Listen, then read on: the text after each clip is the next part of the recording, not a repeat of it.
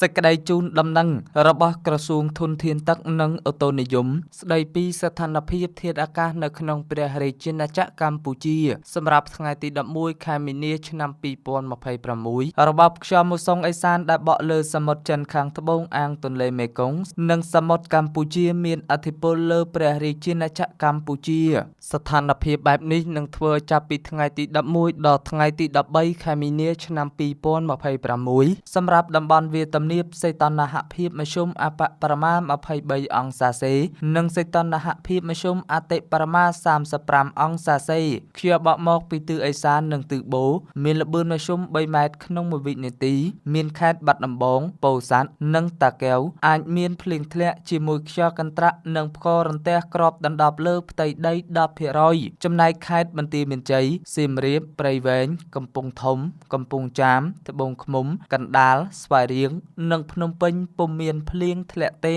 រីឯតំបន់ខ្ពង់រាបសីតុណ្ហភាពមធ្យមអបបរមា22អង្សាសេនិងសីតុណ្ហភាពមធ្យមអតិបរមា34អង្សាសេខ្យល់បក់មកពីទិសឧត្តរនិងទិសឦសានមានល្បឿនមធ្យម2ម៉ែត្រក្នុង1វិនាទីមានខេត្តកំពង់ស្ពឺនិងបៃលិនអាចមានភ្លៀងធ្លាក់ជាមួយខ្យល់កន្ត្រាក់និងផ្គររន្ទះគ្របដណ្ដប់លើផ្ទៃដី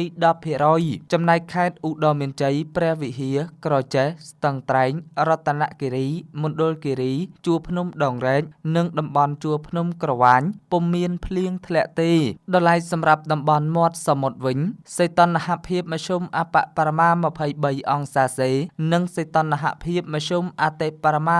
35អង្សាសេខ្យល់បក់មកពីទិសនិរតីនិងទិសអាគ្នេយ៍មានល្បឿនមធ្យម3ម៉ែត្រក្នុង1វិនាទីមានខេត្តកោះកុងព្រះសីហនុកំពតកែបនិងជួរភ្នំបូកគោអាចមានភ្លៀងធ្លាក់ជាមួយខ្យល់កន្ត្រាក់និងផ្គររន្ទះគ្របដណ្ដប់លើផ្ទៃដី